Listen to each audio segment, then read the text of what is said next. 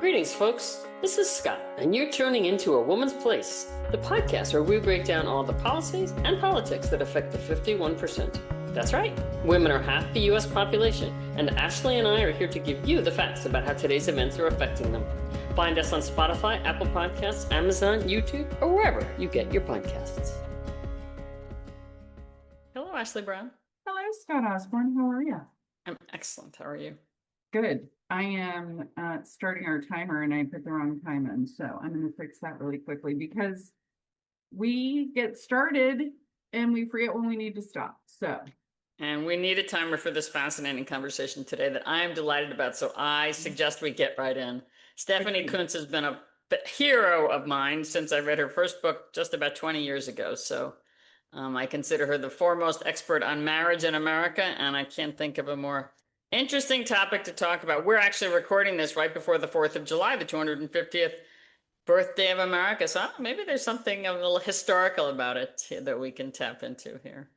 I think that there's a lot historical to tap into, and I think it's going to be a great conversation. And we're doing 2 shows with her because, and I don't even know that 2 shows is enough, but we're going to make it work now. And I'm excited for the conversation. Do you want to talk a little bit about what we just finished with the women ruining everything? Actually, but just because it ties in, if you haven't listened to the shows that we did about women in the last 50 years and some of the changes that have happened, then that would be worthwhile, because we're also doing a little bit of a history dive in this show. So we have 2 shows on Women Ruin Everything, a little tongue in cheek there, but the changes for women since 1970. But we can also dive right into this. We talk about marriage, not only marriage as a partnership between people, but how economics have an impact on marriage, how marriage affects economies, political, religious changes. So we're getting into all of it. How about I just start by introducing Stephanie and we'll go from there? I think that's a great plan. Super. So Stephanie Coontz, as I mentioned, I consider her the foremost expert on marriage in America. Her books have been translated into numerous languages. She is a professor emerita at the Evergreen State College in Olympia, Washington.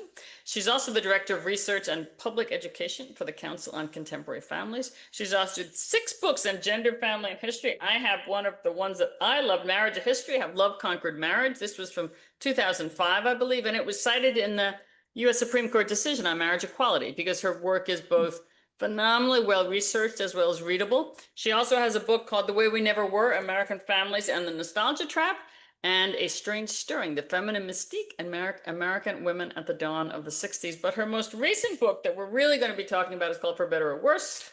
Very readable, very well-researched, modern. Worse. For Better and Worse. Thank you. For Better and Worse. And that is linked in the show notes. So let's have Stephanie join us and we'll get right in. Absolutely.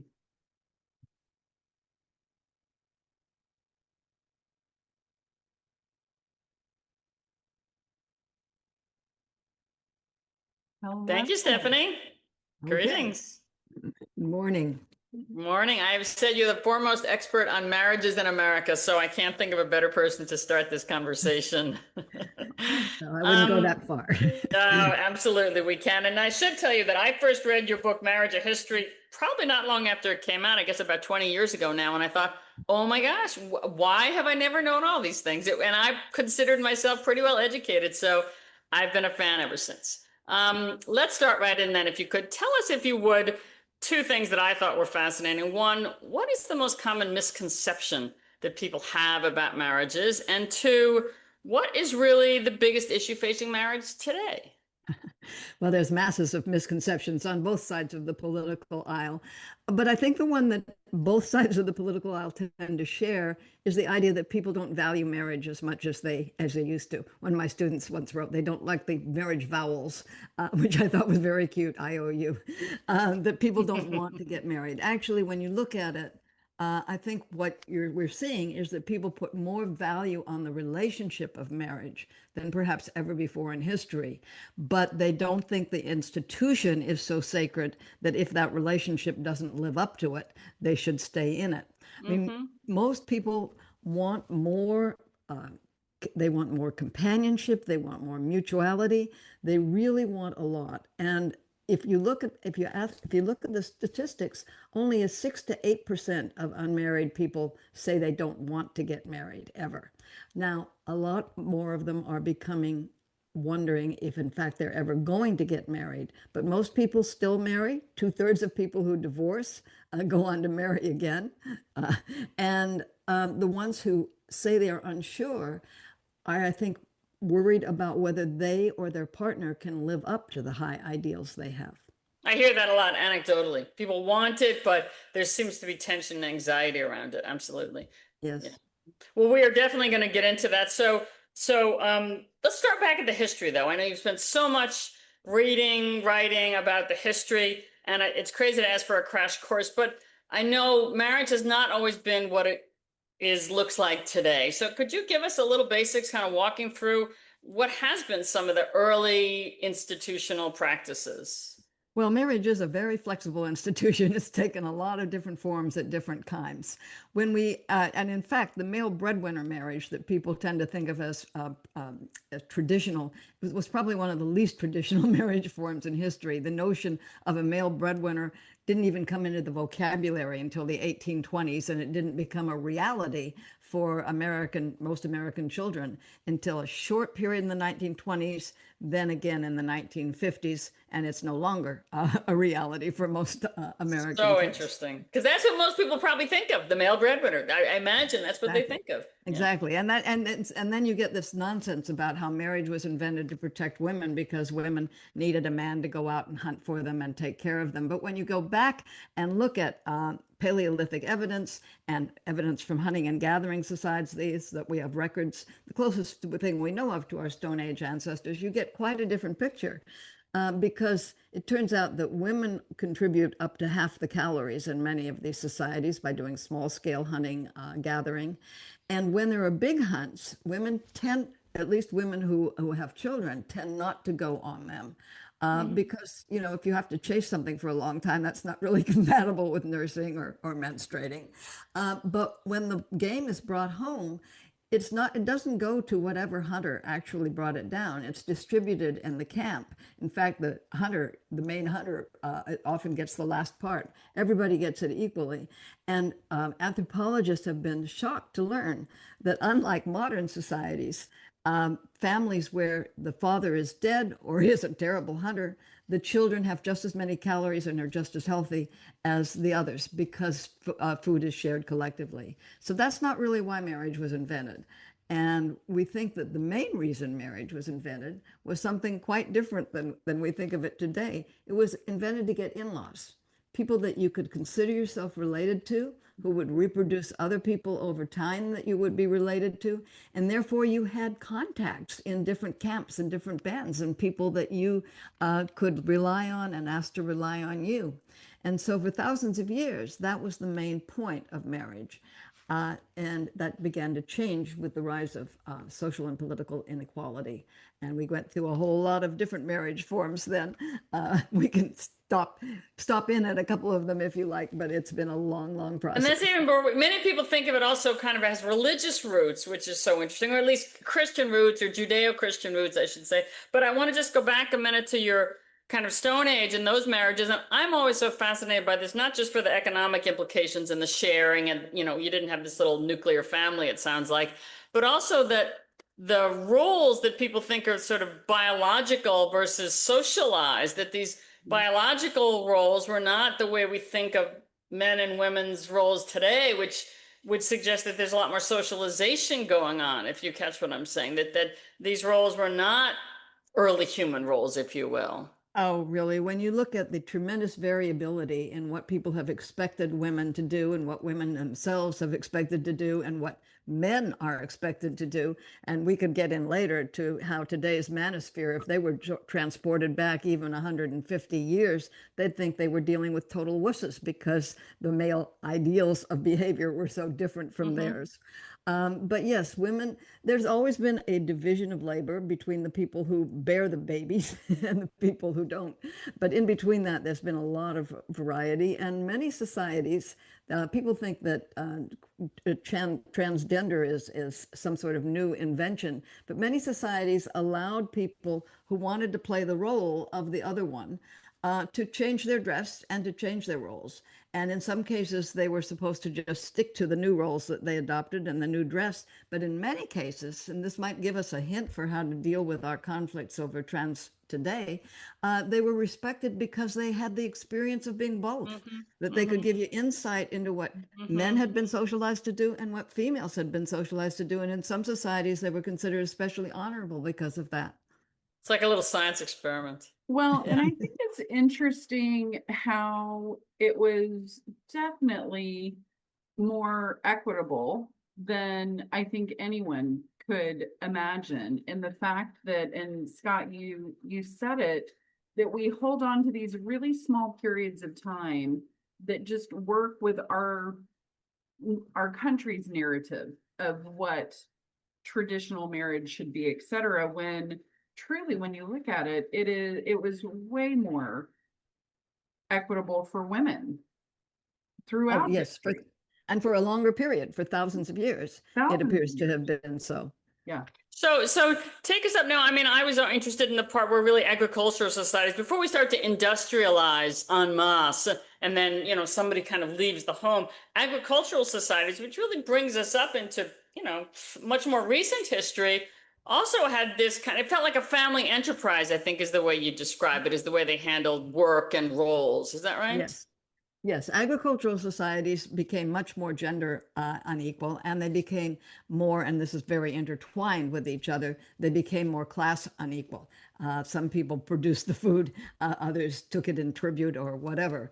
But yes, the idea that women were dependent on men is just wrong. In the lower classes, you couldn't run a family farm or a family business without two people in doing it. And women's work, for example, involved things like helping to make the bacon, taking it to be sold.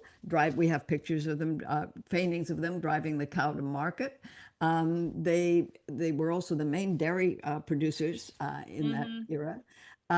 It was children and unmarried women who would often come in to take care of the babies and to do whatever little house cleaning there was. And there wasn't that much to do because you were more, the house was a center of production and often a tremendous mess all the time.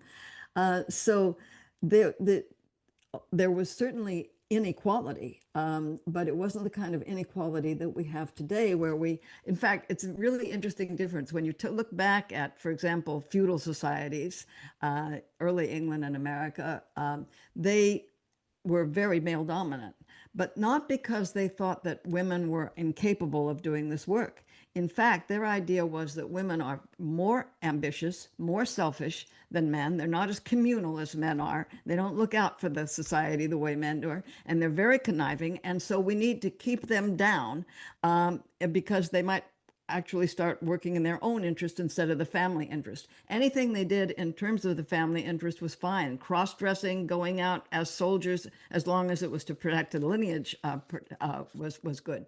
And they would be referred to as helpmates, workmates. They were definitely subordinate, but not in the same way that they became subordinate when work moved out of the home and women began not to be producers, but to process the kinds of things that men brought home. And they were more contained within the home. They were out of this newly expanding business world. And men began to say exactly the opposite. Oh, well, they are more pure than us. We have to go out and get contaminated by the world, and they take care of us when we come home. So in return, we protect them. So the one idea was we dominate because women are too dangerous, and then the next one was we dominate because women are so delicate and pure, and it's all for their own protection.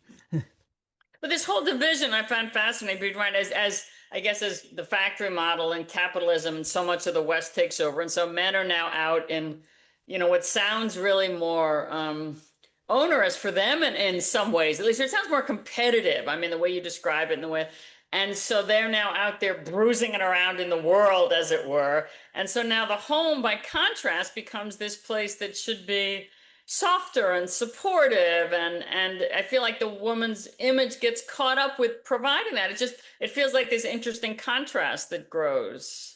Yes, it is. When I first started studying this, I sort of thought about what women lost when they got excluded from the expanding market economy. But men lost a lot too. They began to feel that all of these older family ties and kinship ties and emotion work. This is another thing we can talk about. Men used to do emotion work just as much as women did, although they did it often to relatives in the upper classes because they were so interdependent with other people. But they had to lose that in a market economy.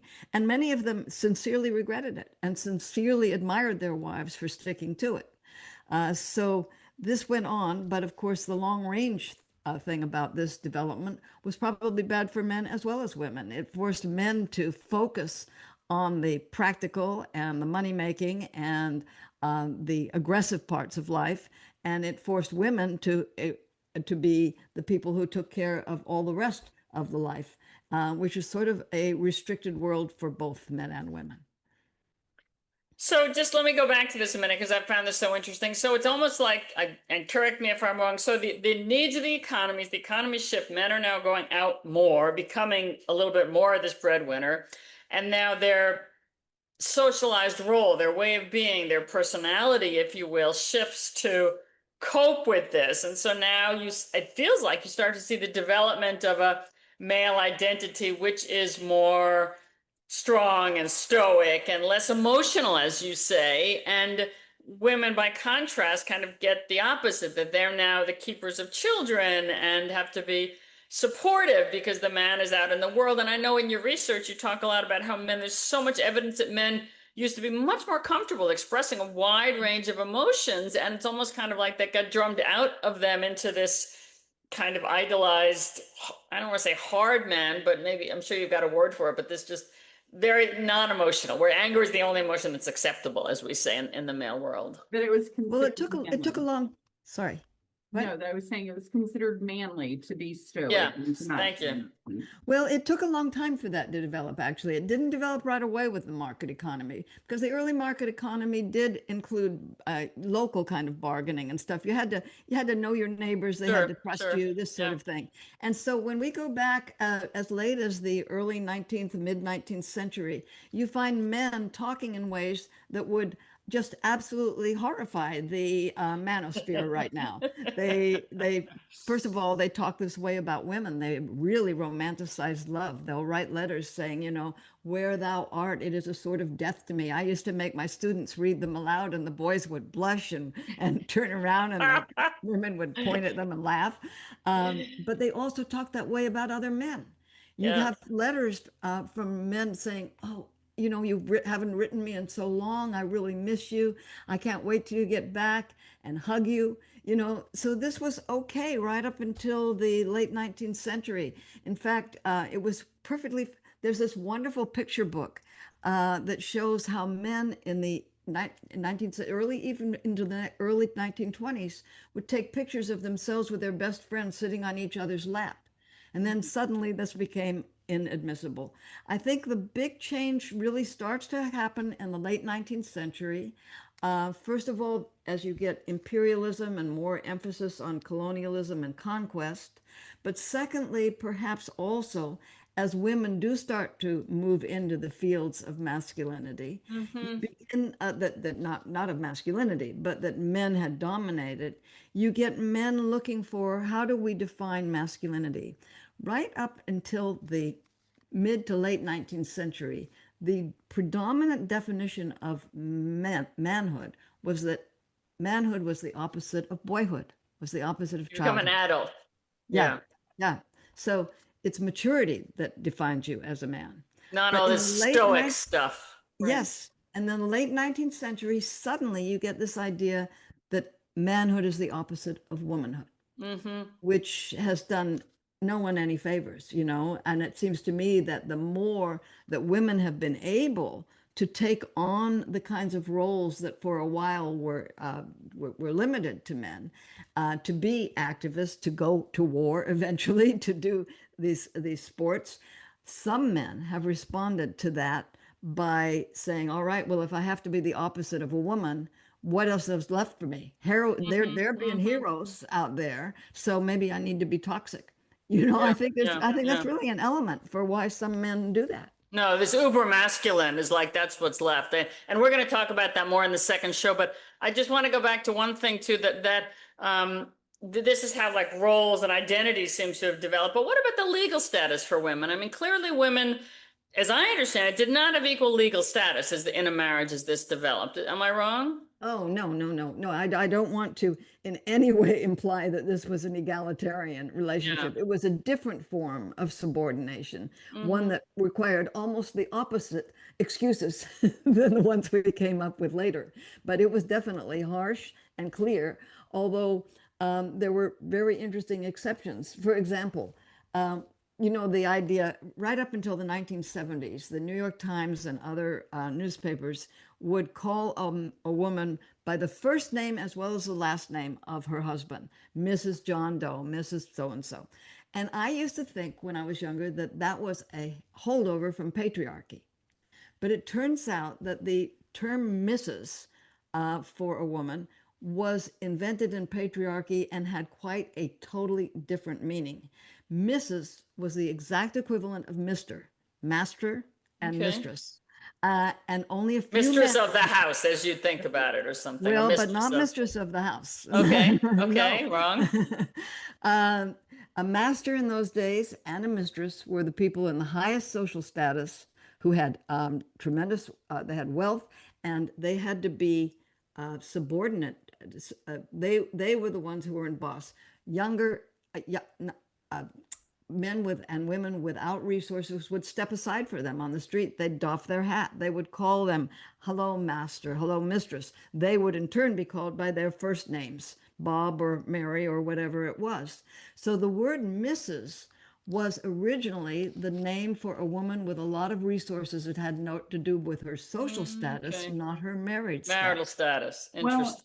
and even the hierarchy, like of if it was the head housekeeper, that she was Mrs. to the the To rest the of the lower staff. house, yes, to the Right. lower servants, Yeah, I thought that exactly. was So it was really a class interesting. issue, not a marital issue. And kudos Exactly. to you, Stephanie, for working Taylor Swift in. I know I try to work her in all the time. Scott loves it. That she would definitely be Mrs. Taylor Swift. Yes, that's my point. Whether she ever married or not, she would have been called, as soon as she got as famous as she did, she would have been called Mrs. Taylor Swift. And clearly we're taping the show at the right time to talk about Taylor Swift's marriage. So Oh, yes. there you go.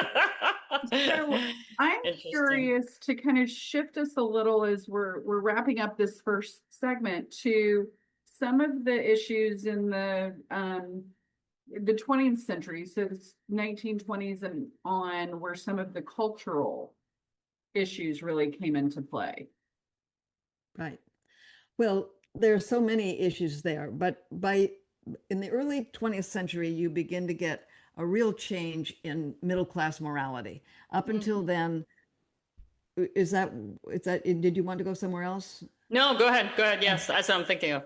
Okay, so um, up until then, the ideal middle class morality was that the woman was totally pure, that you were soulmates, but not sexual, not in the sexual way that we now think of it, I think, when we're talking about, oh, I found my soulmate, good in bed and in, in my conversation. And so there was this real prudery about white women, respectable women, and when the term heterosexuality was first invented, its dictionary definition was a morbid or perverted or abnormal appetite for the opposite sex. Oh, This is my. it was okay to hold hands, for men to hold hands with each other, for women to hold hands with each other, but the idea that you would be in any way intimate with the other partner before marriage was out of bounds. Well, the early 20th century sees this huge change, the development of a mass culture, movies, books, the discovery of the joys of heterosexuality. And it had two interesting implications. One was that it made same-sex relations much more suspect than they had been before. If sex was around the corner everywhere, it was no longer okay to do as mail letters said in the 19th century, oh, I slept with my roommate last night and it was so peaceful with my head resting on his breast. That was been considered a non-sexual comment in the 19th century. Now, of course, it was like, oh my God, that's sodomy. And the same fears about women, don't snuggle in bed at night, this sort of thing. So there was the discovery of sexual and the admission of sexual desire had really conflicting results. On the one hand, it did allow men and women to explore their sexual interests and be encouraged to have foreplay, for example, which was normally not had been thought of in polite society. But it also encouraged some people. Well, it had to encourage some people to say, well, if sexual desire is so important, we ought to accept sexual desire between same-sex people. But the people who didn't believe that got hysterical about same-sex affection. And so that was a very interesting trade-off that you saw in the early 20th century. I'm sorry we haven't touched on religion yet. Can you give us just a tiny bit? Because I feel like people think of it as so much part and parcel of marriages. Well, of course, it has been since marriage was made a sacrament in the 12th century. Right. But it's worth noting when people talk about traditional Christian values that marriage was not at all a high priority in the Bible. And when you read what Jesus says, he says you can't divorce, but it's much preferable to the early Christian leaders that you never marry at all. They would have loved the idea of cat ladies. In fact, they thought that everybody just go be celibate, in other words. Exactly. And in fact, one of the leading Christian theorists of the early ages wrote to women who had married that if they were widowed, it was much better to stay single and celibate instead of, and this is a direct quote, like a dog going back to his vomit, going to another man for this sexual behavior. And Christ himself talked about the need to leave your nuclear family, if necessary, in order to build the larger Christian fellowship. So it's interesting to me that Christianity has been sort of deformed from its original communal outreaching idea to this emphasis on just a nuclear family and what you owe to them, because that's not what Christ talks about in the New Testament. It's what you owe to strangers, to prisoners even. Mm-hmm.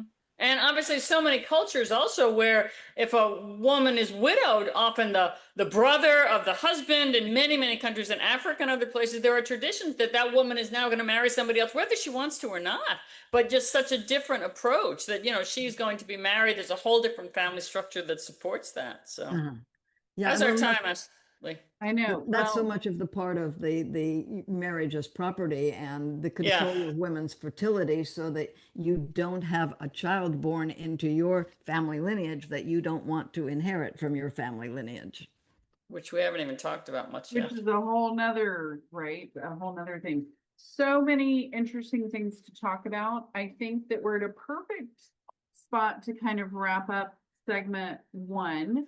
And I want to say the part of this conversation that I think is really exciting that needed its own 30 minutes is really getting into the nostalgia for traditional family marriage that we're going to get into in the next segment. So interesting, so fascinating. I bet your classes are full all the time. So why wouldn't they be? Thank you, Stephanie. And we'll be back with session 2. Great. All right. Thank you. Thank you.